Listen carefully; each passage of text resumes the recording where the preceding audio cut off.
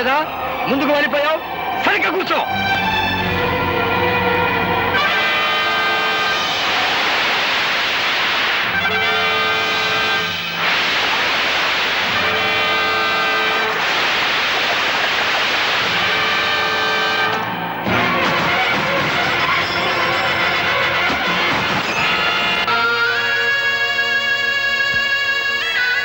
అమ్మా, ఇప్పటికే చాలా ఆలస్యమైపోయింది.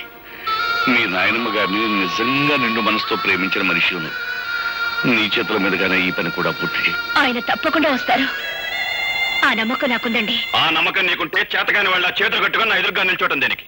వెంటనే మన బలగాన్ని తీసుకుని శ్మశానానికి వెళ్ళు. ఆ గోపిని పట్టుకో. Yes sir.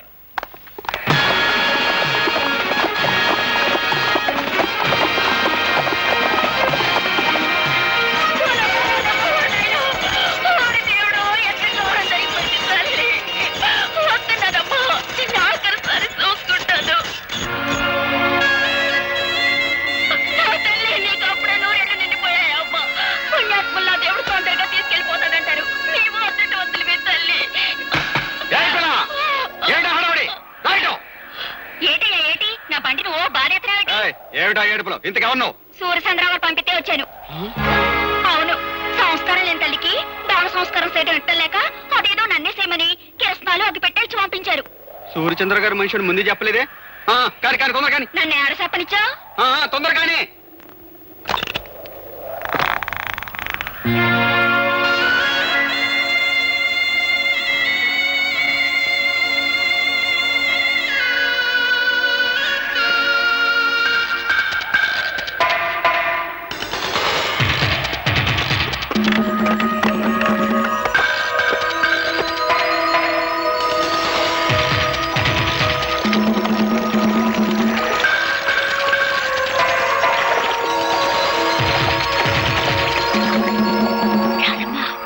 గోపి బాబు ఆ బంట్లో ఉన్నాడు.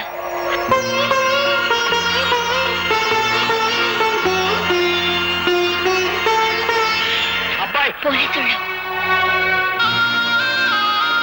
అట్టమ్మా, అయ్యో అగ్గిపెట్టి బండ్లో మర్చిపోయాను. ఇటు ఇయ్యమ్మా. వద్దండి, ఎవరి చేత్తో తలకొరి పెట్టాలో వాళ్ళ చేత్తోనే పెట్టాలి, లేకపోతే రుణాల బంధం తీరదు.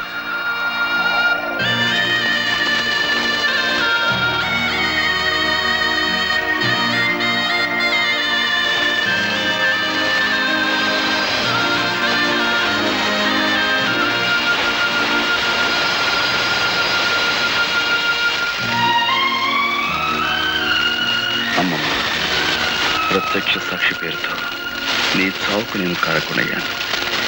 నన్ను క్షమించు.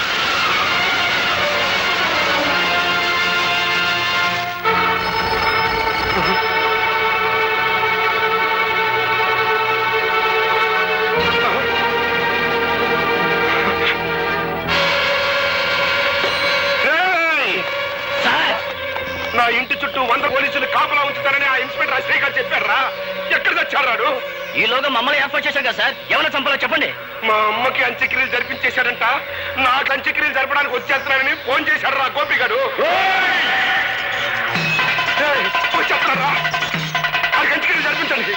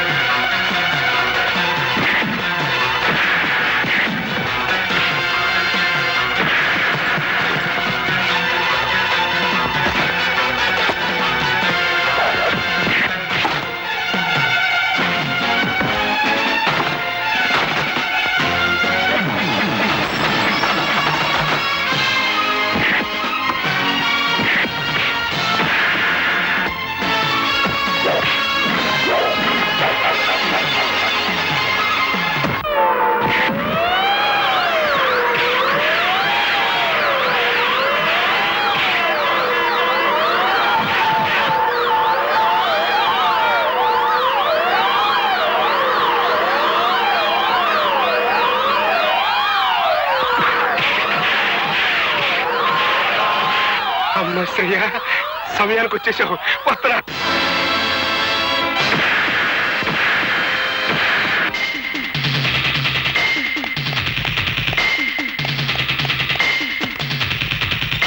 డ్రైవర్ పోనీ.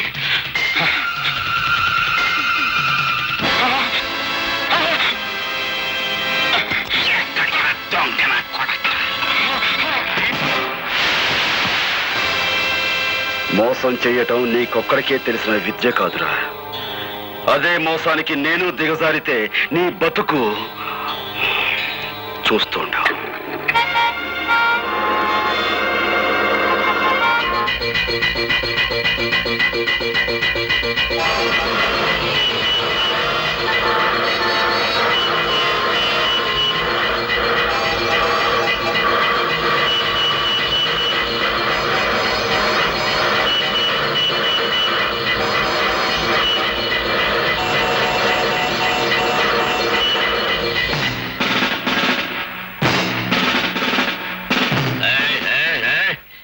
కార్లు మందలుగా వెళ్ళాయి. అవి కదిలేయా? మందలుగా కార్లే కాదు సార్, మందలుగా కాలంలో జనం కూడా ఉన్నారు. కావాలంటే పైకి వెళ్ళి చూడండి. కార్లు మందల జనం ఉన్నారు.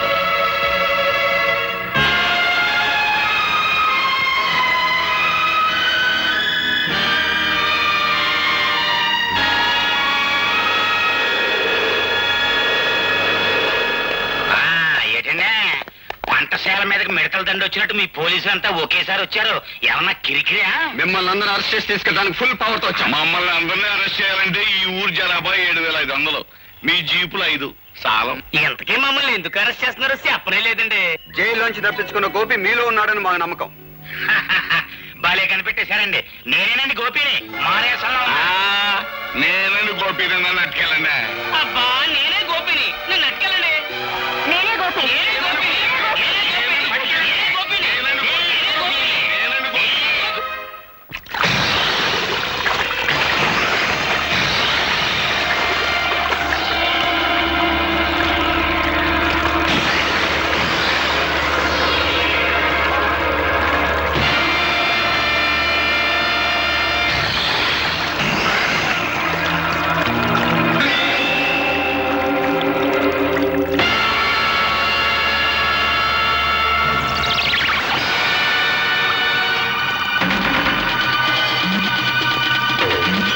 ఇంతవరకు అది కేవలం ఇసుక బస్తా మాత్రమే. ఈ క్షణం నుంచి అది నీ ఆయుర్దాయం. అందులోని ఇసుక కిందకు రావటం అంటే క్షణం నీ ఆయుర్దాయం తరిగిపోతున్నట్టే లెక్క.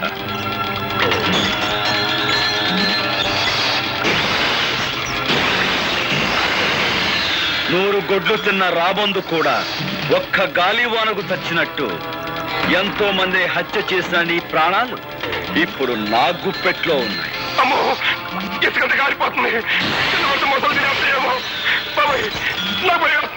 నువ్వు ఇక్కడి నుంచి ప్రాణాలతో బయటపడాలి అంటే నువ్వు చేసిన నేరాల గురించి నీ నోటితో నువ్వే చెప్పాలి. అయితే చెప్పు, మా నాన్నను చంపించావు. నేనే, కానీ ఆ పని చేసి చాలా ఏళ్ళైపోయిందిగా. ఇంకా గొడవ వదిలే. ఆ గొడవ వదిలేసిన ఇంకా 2 హత్యల గొడవ ఉందిగా. పులిరాజును చంపింది ఎవరు?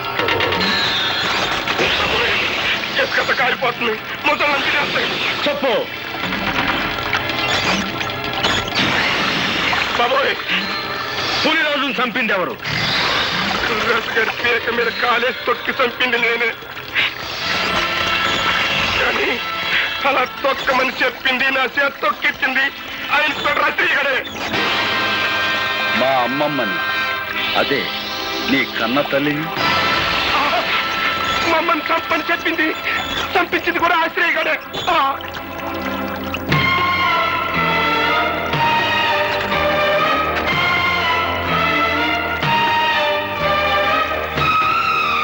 మీరే నిజమైన హంతకులని నీ నోటితో నువ్వు చెప్పిన ఈ సాక్ష్యం చాలు నేను నిర్దోషాన్ని నిరూపించుకోవడానికి. సాక్షికం దొరికిందని సంబరపడిపోక నన్ను నిరికించడానికి నీ తరం కాదు కదా, నీ అమ్మమ్మ తరం కూడా కాదు. This is Assyria.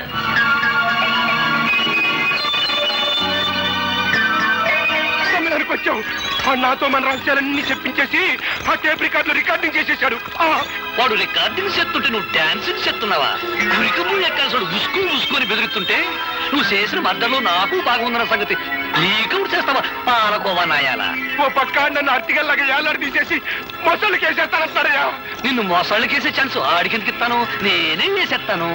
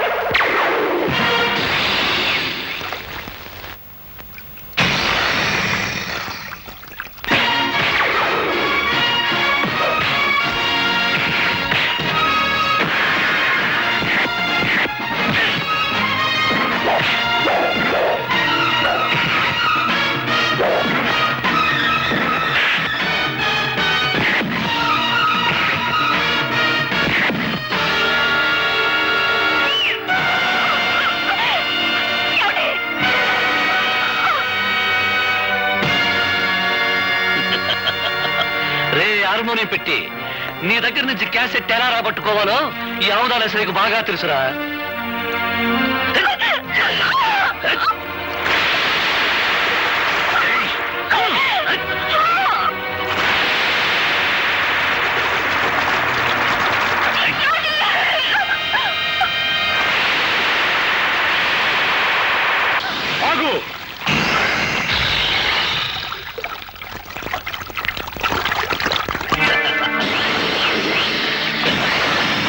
రాజును సంపడంలోను నీ అమ్మమ్మను సంపడంలోను నా హ్యాండ్ ఉందని వాడు చెప్పిన మాటన్ని ఈ క్యాసెట్ లో ఉన్నాయని తెగ సంబరపడిపోతున్నావు. ఇదిగో చివరికి ఆ సూర్యచంద్రరావును కూడా నేనే చంపాను. ఇప్పుడు నీ కాడ ఏ సాక్ష్యం లేదు.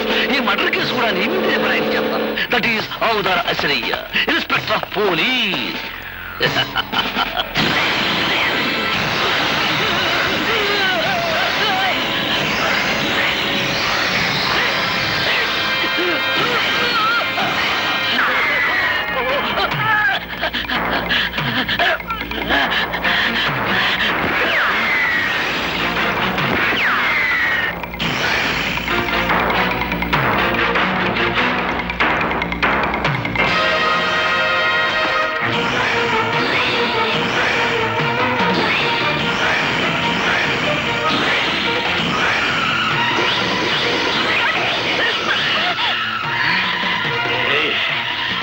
ఎక్కడికి పోతా రాసి చేసేది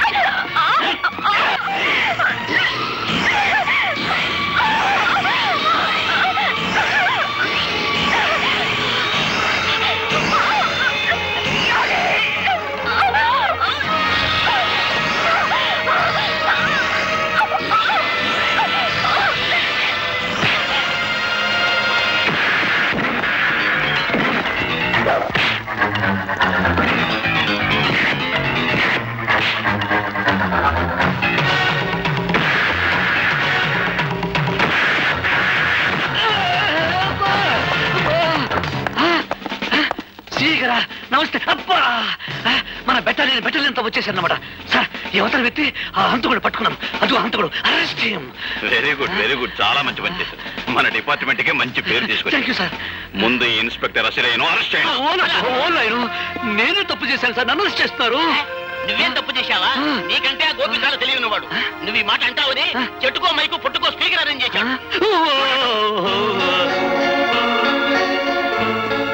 ఖైదీ నంబర్ 786. మిస్టర్ గోపి, ఆ నెంబర్లోనే ఉందయ్యా ఈ పవిత్రత. ఆనాడు నువ్వు యూనిఫారం విసిరి కొట్టి వెళ్ళినప్పుడు కొంతవరకే అర్థమయ్యావు. ఈనాడు పూర్తిగా అర్థమయ్యావు. You are really great. Thank you sir.